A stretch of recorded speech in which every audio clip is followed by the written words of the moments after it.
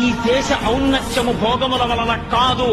భారతదేశం పేరు చెప్తే విదేశాల్లో దేనికి నమస్కరిస్తారు అంటే ఇక్కడ ధార్మిక నిష్ఠకి నమస్కరిస్తారు. శరీరాన్ని కూడా లెక్క పెట్టకుండా తపస్సు చేసి తొడల కింద పేళ్లు చెర్రీలు కొరికేస్తే రక్తం అట్టలు కట్టిన ఆత్మయందు నిలబడిన భగవాన్ రమణుల పేరు చెప్పినందుకు భారతదేశానికి నమస్కరిస్తారు. ఒక రామకృష్ణ పరమహంస కంఠంలో రాచపుండు పుడితే కాళికాదేవిని అన్నపు మెతుకు నేను కాదు అందరూ తిన్నది నేను తిన్నది అని ఏ మహానుభావుడు అన్నాడో ఆ రామకృష్ణ పరమహంస వల్ల ఈ దేశానికి నమస్కరిస్తున్నాడు.